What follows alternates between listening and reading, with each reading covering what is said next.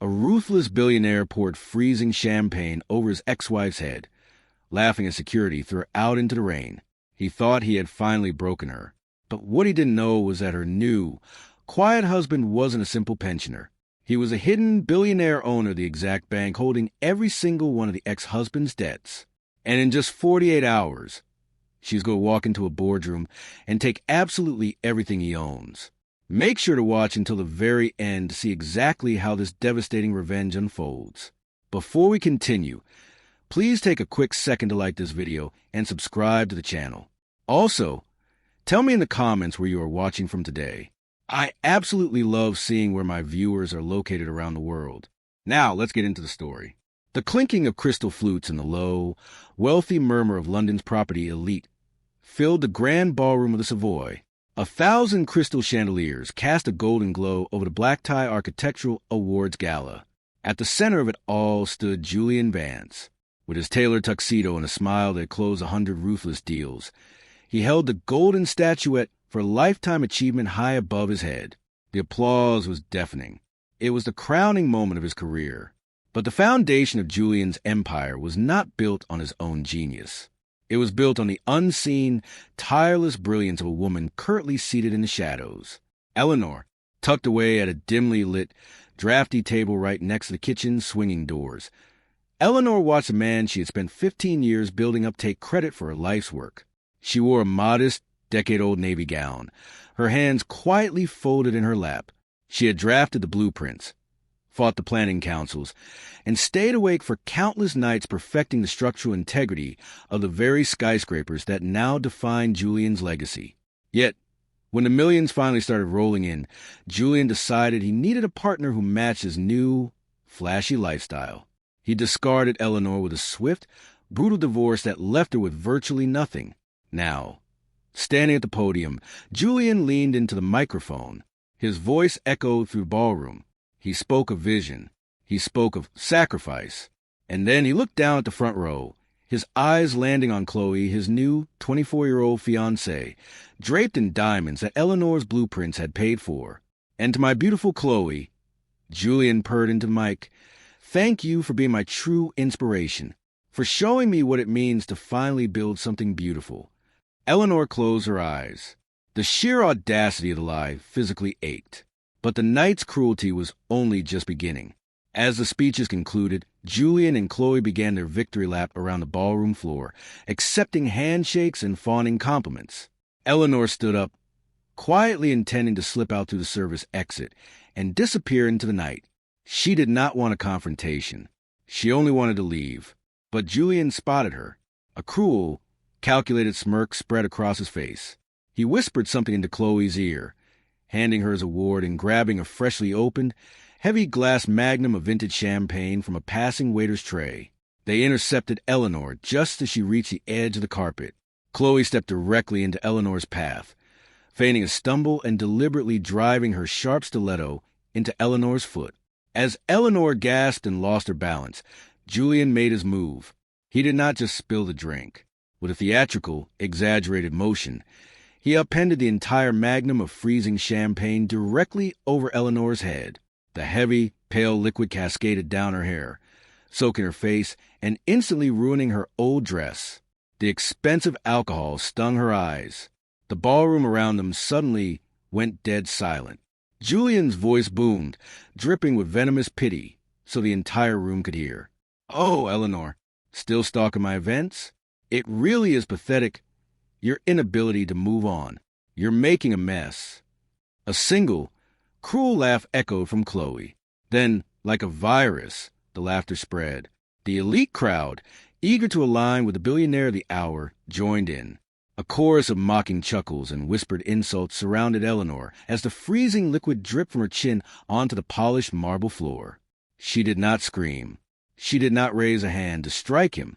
She simply stood there, trembling slightly from the cold shock, her dignity intact as the man she had made rich laughed in her face. Within seconds, heavy hands gripped her arms. Under Julian's silent nod, 2 burly security guards forcefully escorted the drenched, silent woman out the back doors, shoving her out into the freezing, relentless downpour of the London night. leaving her utterly alone in the dark while the warmth and laughter of her stolen life continued inside. The freezing London rain fell in relentless sheets, washing the sticky, vintage champagne from Eleanor's face. She stood alone on the slick pavement outside the Savoy, the glow of the street lamps catching the steam rising from her soaked gown. The chill seeped through the thin fabric, biting deep into her bones, but she did not shiver.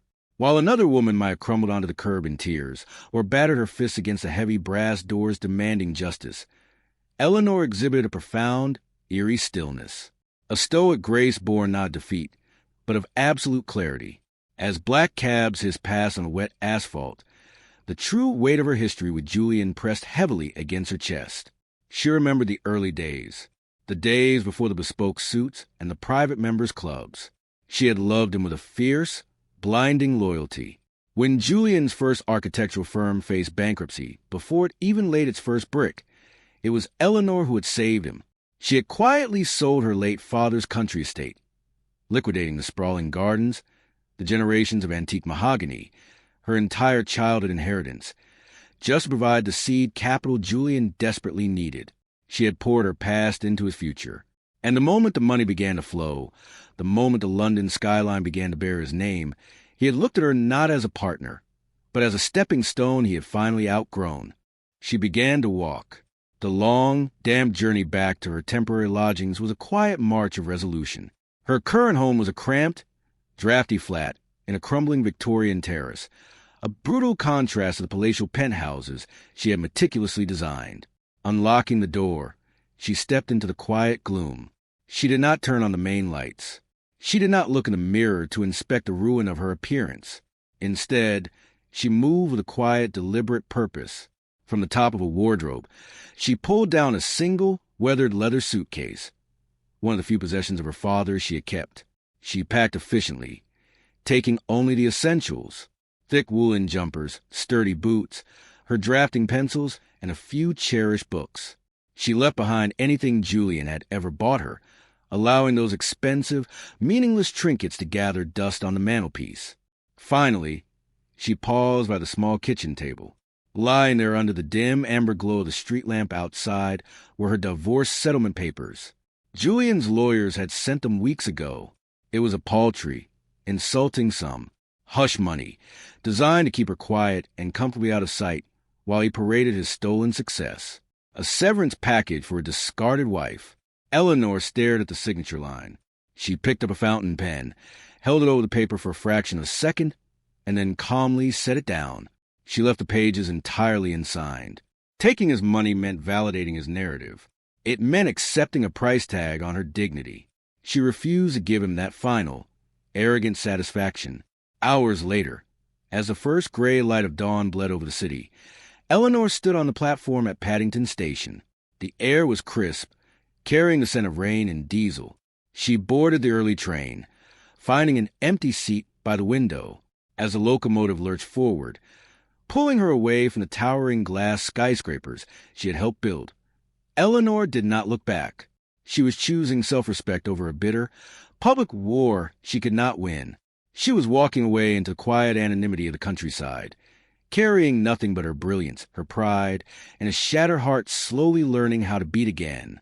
The train journey ended far from the deafening roar of the capital, depositing Eleanor into the heart of a misty, isolated village nestled deep within the rolling hills of the Cotswolds. Here, the buildings were not towering monuments to ego forged in steel and glass, but humble cottages carved from honey-colored limestone, hundreds of years old and softly blanketed in creeping ivy. It was a place where time seemed to move at an entirely different pace. And time, as Eleanor soon discovered, was exactly what she needed to master. Walking down the cobble high street during her first week, her attention was caught by a faded wooden sign hanging above a frosted, unlit window. It belonged to an old horology shop, shuttered and forgotten since its previous owner had passed away. Inside, resting under thick layers of undisturbed dust, stood silent mahogany grandfather clocks, trays of tarnished brass cogs, and intricate pocket watches whose hands had long ceased to move. For a woman whose mind was wired for complex structural engineering, the shop was not a graveyard of discarded items. It was a sanctuary, using the last remnants of her personal savings Eleanor took over the lease. She threw herself entirely into the painstaking, microscopic world of clockmaking. The transition from drafting floor plans for skyscrapers to repairing the delicate escapements of antique watches was surprisingly natural. Both required a meticulously analytical mind, a remarkably steady hand, and an unwavering respect for how individual pieces supported a greater structure. But unlike the ruthless London property market, the inner workings of a vintage clock held no malice, no hidden agendas, and no betrayal. If a tiny gear slipped, she simply adjusted it. If a mainspring snapped, she sourced a new one and carefully wound it back into place. There was a profound, grounding therapy in taking something fractured, something everyone else had given up on, and patiently coaxing it back to life. Her days took on a quiet, rhythmic routine. Wrapped in a thick woolen cardigan against the damp chill, she would sit at the scarred wooden workbench at the back of the shop, a jeweler's loop resting over her eye, her tweezers delicately navigating a labyrinth of miniature wheels.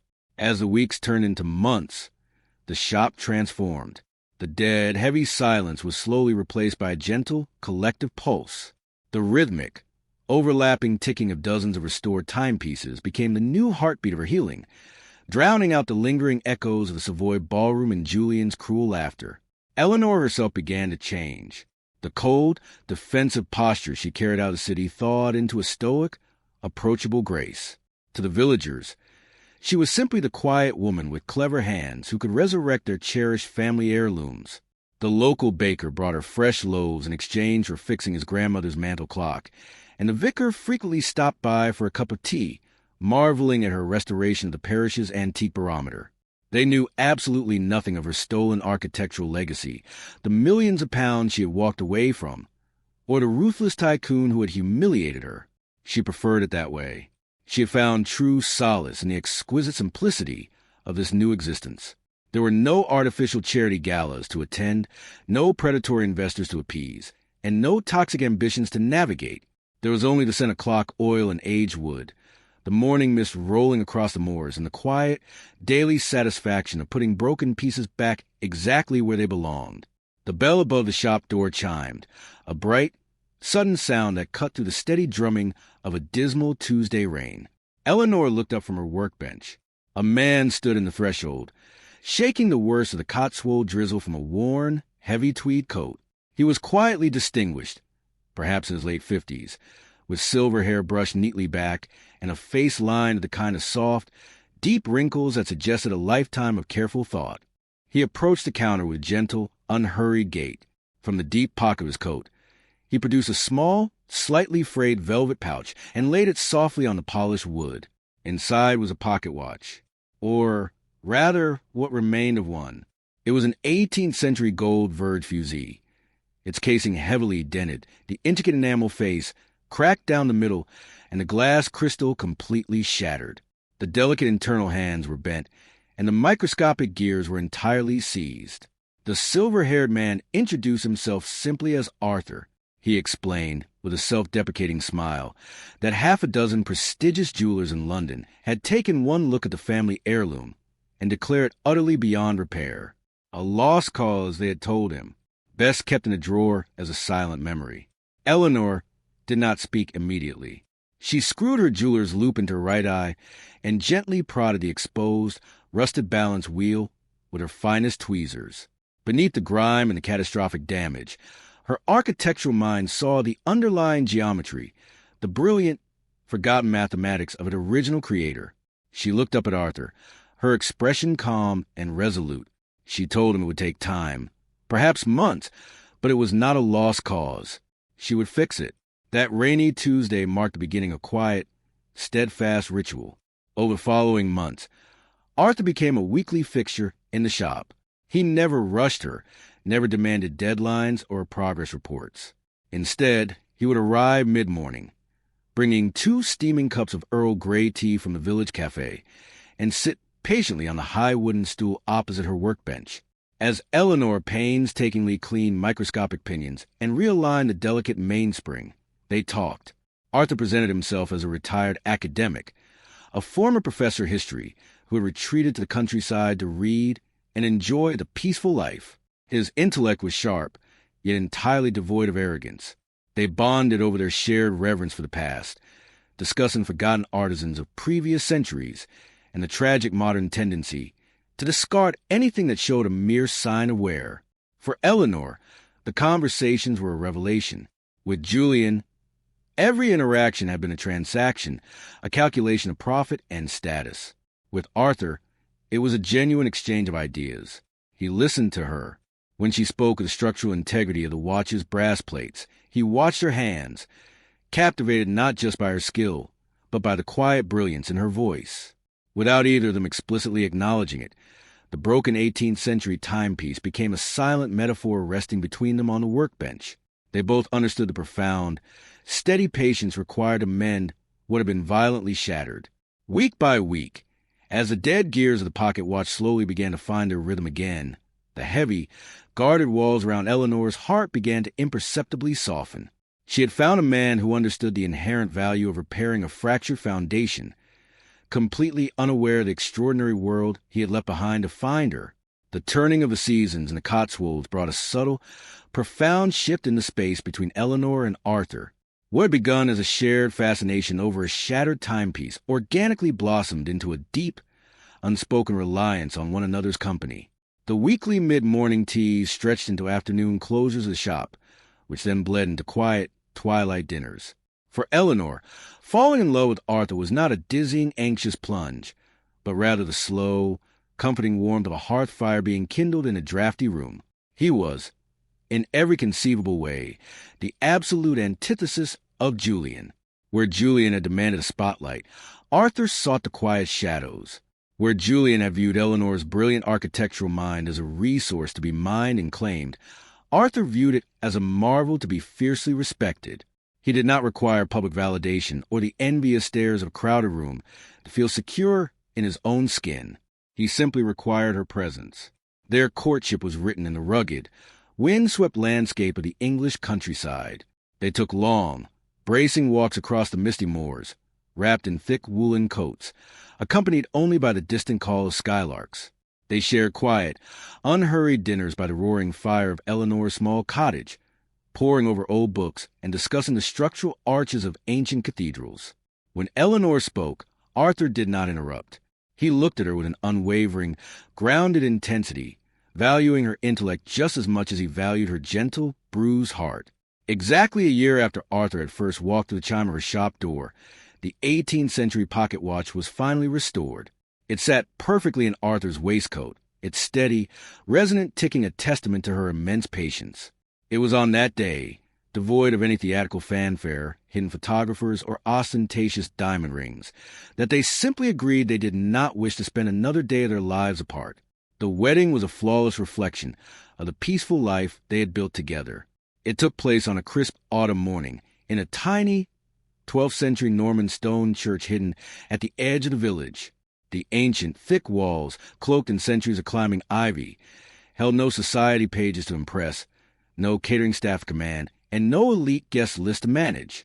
Eleanor wore a beautifully simple, vintage ivory dress. She had altered herself.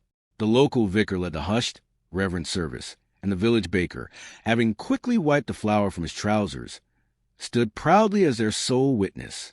Standing at the altar, slipping a modest, unadorned gold band on Arthur's finger, Eleanor felt a profound, overwhelming sense of peace.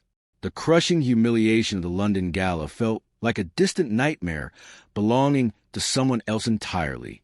She looked up into the warm, crinkling eyes of the man she believed to be a gentle, modest pensioner, and smiled with a radiance she had not felt in decades. As she leaned over the ancient wooden lectern to sign the parish register, the black ink drying swiftly on her new signature, she felt truly safe. She was deeply, unconditionally happy, completely secure in the quiet anonymity of her rustic life. As she stepped out of the heavy oak doors of the church into crisp country air, clutching her new husband's arm, she had absolutely no idea of the staggering power, the unfathomable historic wealth, or the terrifyingly heavy weight of the name she had just taken. 200 miles away, high above the relentless gray churn of the London skyline, the glittering facade of Julian Vance's architectural empire was beginning to spectacularly crack. From the outside, The soaring glass headquarters of Vance Developments projected an image of untouchable modern wealth, a monument to a self-made man. Inside his sprawling, minimalist executive office, however, the air was thick with a suffocating scent of impending ruin. Julian was discovering a terrifying, fundamental truth. Ambition without a solid foundation inevitably collapses. And without Eleanor's meticulous, structural genius quietly calculating the load-bearing realities of his grand visions, his reckless expansion had turned into a fatal liability. Drunk on his own publicity and desperate to maintain the illusion of endless prosperity, Julian had spent the last 2 years over-leveraging his firm to an astonishing degree. He had aggressively acquired prime city real estate at peak prices, funding the exorbitant purchases through a dizzying labyrinth of high-interest, short-term corporate debt. Now, the market was rapidly cooling, the repayment deadlines were looming, and the hidden ledgers of his company were bleeding out. His panicked accountants warned him daily of the approaching insolvency, but Julian, blinded by sheer arrogance, refused to scale back his opulent, champagne-soaked lifestyle or admit a single flaw in his strategy. He needed a monumental miracle, and he believed he found one in a colossal, multi-billion-pound luxury eco-resort project. It was a development so staggeringly ambitious, it would not only erase his hidden debts in a single stroke, but permanently cement his legacy among the titans of global property development. There was, however, a singular, massive obstacle standing in his way. To break ground, he desperately needed to acquire a specific, sweeping tract of ancient, protected woodland and rolling hills. The Blackwood Estate, spanning thousands of acres of pristine, untouchable English countryside. The estate was a fortress of aristocratic history, fiercely protected by a reclusive, anonymous holding trust that had swiftly rebuffed commercial property developers for over a century. No one in the London financial district knew the true identity of the landowner. They only knew that the trust solicitors were notoriously impenetrable. But Julian, driven by a desperate, predatory hunger, viewed their historic refusal not as a final answer, but as a pathetic, outdated negotiation tactic. He was entirely convinced that a staggering amount of money, coupled with his trademark, aggressive charm, could force any reclusive country squire to sign on the dotted line. To position himself for the kill, Julian made the most catastrophic financial gamble of his life. Needing immediate liquid capital to fast-track complex planning permissions, quietly grease the palms of local zoning officials, and fund the exorbitant initial development costs, he bypassed traditional, regulated banking entirely. Instead, he secured a colossal, predatory bridge loan from a highly exclusive, shadowy private finance house in the city. The terms were brutally unforgiving, carrying astronomical interest rates and devastating breach of character default clauses. To secure the staggering sum, Julian quietly wagered absolutely everything he possessed. He put up his flagship firm, his fleet of luxury vehicles, and a deed to his sprawling Mayfair penthouse as collateral. It was a breathless, all-or-nothing roll of the dice. Sitting in his Italian leather chair, swirling a glass of expensive single-malt scotch, Julian felt nothing but the thrilling rush of impending victory. He was utterly certain that the anonymous custodian of the Blackwood estate would crumble under the sheer weight of his impending offer. He had no idea that he was meticulously constructing a towering house of cards, blissfully unaware of who held the deed to the land, and exactly who controlled the bank holding his very life in its hands. The whispers in Mayfair's exclusive private members' clubs were becoming impossible to ignore. Rumors of Julian's over-leveraged accounts, delayed contractor payments, and frantic boardroom meetings were beginning to seep into Chloe's carefully curated social circle. The subtle, pitying glances from other wealthy wives were driving her mad. Desperate to distract from the mounting financial strain and project an image of untouchable, ruthless dominance, Chloe made a fatal, narcissistic miscalculation. She opened her phone and retrieved a high-definition, professionally shot video from the night of the Savoy Architectural Gala. She meticulously edited the footage, applying a sleek, cinematic filter to highlight the dripping champagne and the stark contrast between her glittering diamonds and Eleanor's soaked, decade-old gown. With a manicured thumb, she uploaded the clip to her millions of followers, appending a venomous, self-congratulatory caption. When you finally leave the dead weight behind to build a real empire, only room at the top. She locked her screen, pouring herself a glass of wine, entirely expecting a deluge of sycophantic praise. Instead, She ignited an absolute firestorm. The video went violently viral within hours, but the public reaction was one of visceral, unmitigated disgust. The digital world did not see a glamorous power couple conquering their past.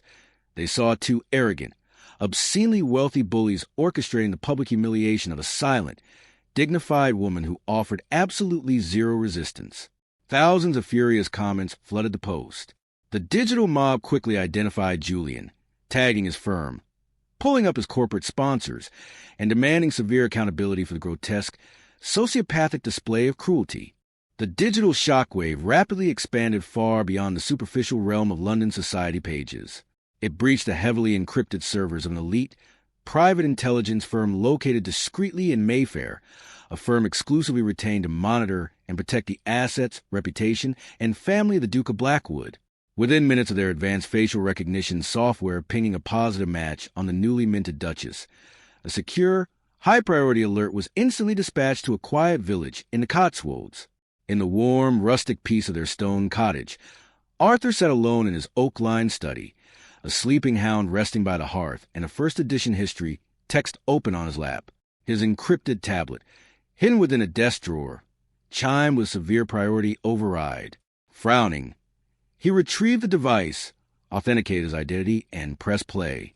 In brutal, unavoidable high definition, he watched the entire orchestrated assault. He saw the cruel, calculated trip. He watched the heavy magnum of freezing vintage champagne intentionally appended over his wife's head. He heard Julian's booming, venomous mockery and the sickening, sycophantic chorus of elite laughter. But most devastatingly, he watched Eleanor, his brilliant, resilient, gentle Eleanor, stand trembling the cold, bearing the excruciating humiliation with silent, unbroken grace before being forcefully shoved out into the dark London rain by hired muscle.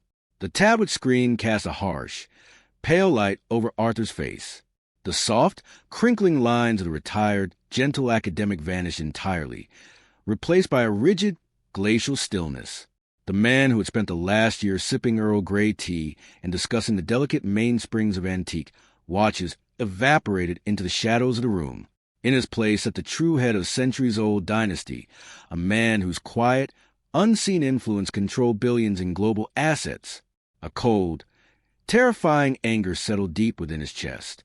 He gently set the tablet face down on the desk. Julian Vance was already walking blindly into a financial trap. But as Arthur stared into the dying embers of the fire, he decided that mere bankruptcy would no longer suffice. Julian Vance was going to be utterly, systematically dismantled.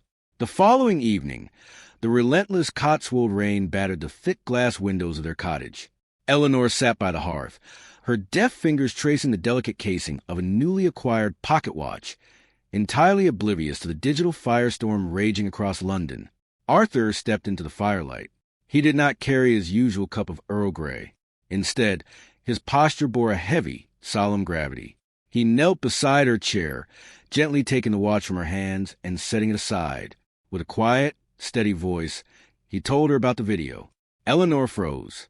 The color drained from her face as the deeply buried humiliation of that night rushed back, threatening to suffocate her. The defensive walls she had painstakingly built over the last year trembled. But before the panic could fully take root, Arthur gathered her into his arms. He wrapped her in a fierce, protective embrace, holding her as she finally let the suppressed agony rise to the surface. She confessed everything into the rough tweed of his jacket.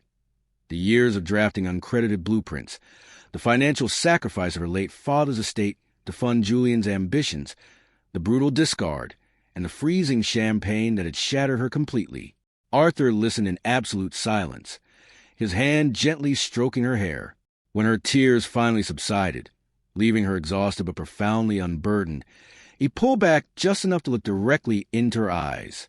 "Eleanor," he said softly, his voice resonating with an unfamiliar, commanding depth. "When we met, I told you I was a man who appreciated history, and that I had retired to the country for peace. That was true, but it was not the entire truth." He stood, offering her his hand, and guided her to the heavy oak dining table. "My full name is Arthur Sterling," he began, watching her face carefully to ensure he did not overwhelm her. "I am the Duke of Blackwood, And I am the head of the Sterling Heritage Trust, one of the oldest and wealthiest private portfolios in Europe.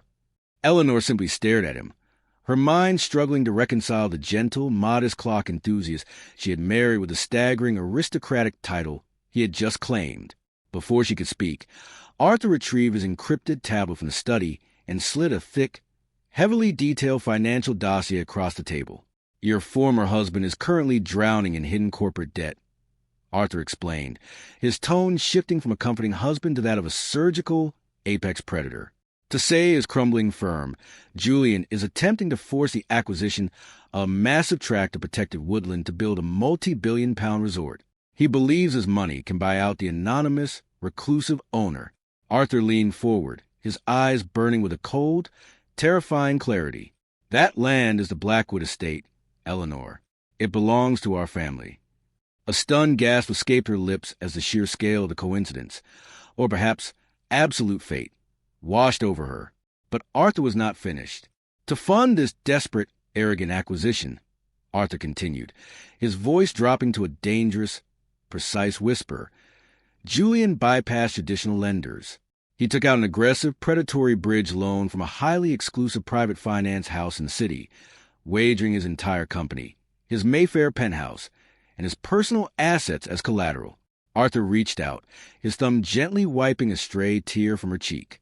I am the silent majority shareholder of that exact bank. Julian Vance has unknowingly handed the deed to his entire existence directly to me, and tomorrow morning we are going to London to collect. The morning sun glared off the towering glass and steel facade of the Sterling Heritage Trust headquarters, casting long, sharp shadows across the heart of the city of London. Stepping out of his chauffeur-driven Bentley, Julian Vance adjusted the cuffs of his Italian suit, a terrifyingly smug smile plastered across his face. Beside him, Chloe clung to his arm, draped in designer silk, already whispering about the guest list for their victory party. Today was the day he would force the reclusive owners of the Blackwood estate to hand over their land, securing the multi-billion-pound eco-resort project that would miraculously erase his mountain of toxic, hidden debt. They entered the expansive, marble-clad lobby with the arrogant swagger of conquering royalty. Stepping into a private executive elevator, they were whisked to the top floor with a hushed, deeply insulated atmosphere of generational wealth pervaded. When a junior associate politely asked them to wait in the reception area while the partners gathered, Julian sneered. He openly berated the young man, loudly mocking the archaic, sluggish incompetence of heritage funds, and demanded immediate access to the boardroom. He was a master of the universe, and his patience was non-existent. Pushing past a flustered assistant, Julian strode into the grand, imposing boardroom. At its center sat a massive, highly polished mahogany table, surrounded by floor-to-ceiling windows overlooking the sweeping skyline he believed he owned. Julian arrogantly claimed the head of the table, leaning back and uncapping his heavy gold fountain pen. He laid it deliberately next to the thick stack of acquisition contracts his own lawyers had prepared. He fully expected a timid, faceless portfolio manager to scurry in, intimidated by his aggressive reputation, ready to quietly sign away centuries of history for a bloated check. He was entirely wrong. The heavy, double-oak doors did not simply open. They were pushed wide by a phalanx of severe, impeccably dressed corporate barristers, the most lethal legal minds in London. The room's temperature seemed to instantly plummet. Behind them stepped Arthur. He was no longer wearing the worn tweed of a Cotswolds pensioner. Dressed in a devastatingly sharp, charcoal Seville rose suit, his posture commanded absolute, terrifying authority. The soft, gentle eyes of the rustic clockmaker had vanished, replaced by the glacial, unforgiving stare of the Duke of Blackwood. Julian frowned, his pen hovering nervously above the paper. He opened his mouth to demand who this man was, and where the trust manager was hiding, but the words died abruptly in his throat. Arthur paused, respectfully turned to hold the heavy oak door. Through the doorway stepped the final figure. It was Eleanor. She did not look like the discarded wife sitting in the shadows by the kitchen doors at the Savoy. She did not look like the humiliated woman drenched in freezing champagne. She was a vision of absolute, untouchable power, wearing flawlessly tailored, bespoke wool trousers and a structured blazer that cut a striking silhouette. Her posture was immaculate. There was no anger in her face, no bitterness, and absolutely no fear. Only the supreme, chilling calm of a master architect who had finally identified the fatal structural flaw in a crumbling building and was fully prepared to watch the entire edifice collapse. Julian's heart stopped. The blood instantly drained from his face, leaving him a ghastly, pale white. The heavy gold pen slipped from his numb, trembling fingers, clattering loudly against the silent mahogany table. Chloe stared, her mouth slightly agape, entirely unable to process the phantom standing before them. Eleanor walked to the opposite end of the table, pulled out a leather chair, sat down with terrifying grace, and simply folded her hands. The trap was set. Julian's mouth opened and closed like a landed fish. His mind frantically scrambled to make sense of the impossibility before him. He forced a strained, condescending chuckle, attempting to salvage his crumbling reality. "Eleanor, what on earth are you doing here? Let me guess, the trust hired you as an architectural consultant to review my plans?" He turned his arrogant gaze towards Arthur. "Listen, I assure you, my firm doesn't need her outdated." "Mr. Vance," Arthur interrupted, his voice slicing through the boardroom like a steel blade. The absolute authority in the room instantly silenced the tycoon. "You will address my wife with the respect her station demands. Allow me to formally introduce Eleanor Sterling, the Duchess of Blackwood, and the newly appointed co-chair of this trust." Julian's chair scraped loudly against the floor as he recoiled, the air completely knocked from his lungs. He looked from Arthur to Eleanor, a horrifying comprehension finally dawning in his eyes. Eleanor did not gloat. She did not raise her voice. With the calm, measured precision of a woman who had mastered time, she reached out and slid a thick, leather-bound dossier across the polished mahogany. It came to a stop resting directly against Julian's gold fountain pen. "We have reviewed your proposal for Blackwood Estate," Eleanor said, her voice echoing with quiet, devastating finality. "The trust unequivocally denies the acquisition. Our land is not and will never be for sale." "You can't do this," Julian stammered, his arrogance dissolving into sheer, unadulterated panic. "If I don't get that land, my firm, my loans, you don't understand the capital I've leveraged." "We understand it perfectly," Arthur replied smoothly. He stepped forward, placing a single sheet of paper on top of the dossier. "As the silent majority shareholder of the private finance house that issued your bridge loan, I am fully aware of your collateral. Furthermore, due to the deeply public nature of your recent behavior at the Savoy, a gross violation of the morality and character clause is buried within your contract, and the undeniable proof of your firm's hidden insolvency, the bank is officially calling in the loan, effective immediately." The words fell like an executioner's axe. Julian stared blankly at the paper. In a matter of seconds, he had lost absolutely everything. His flagship company, his Mayfair penthouse, his fleet of luxury vehicles, all of it legally seized to cover his debts. He turned frantically to Chloe, his eyes pleading for a shred of support. But Chloe was already stepping away from the table. Realizing the glittering empire she had married into was now nothing more than a pile of worthless dust, she adjusted her designer handbag, turned on her heel, and walked out of the boardroom without uttering a single word. Julian slumped in his chair, a thoroughly ruined, hollowed-out shell of a man, stripped of the wealth that had always shielded his cruelty. Eleanor stood. She looked down at the man who had poured freezing champagne over her, feeling absolutely no anger, only a profound, distant pity. "You spent your entire life building towering skyscrapers, Julian," she said softly. "But you neglected the most fundamental rule of our profession. A structure built on a rotten foundation will always, inevitably collapse." She turned and walked out of the towering glass building alongside her husband, stepping back into a life of profound peace. The truth of the world is simple, yet fiercely unavoidable. Karma operates on its own meticulous schedule, much like the delicate gears of an antique clock. You cannot mistreat others, steal their light, and expect to shine forever. True wealth is not loud, boastful, or cruel. It is quiet, steady, and unshakable. If you believe that justice always arrives exactly when it is meant to, and if this story of dignity and redemption resonated with you, please take a moment to like this video, share it with someone who needs to hear it, and subscribe to our channel for more unforgettable stories of truth and triumph.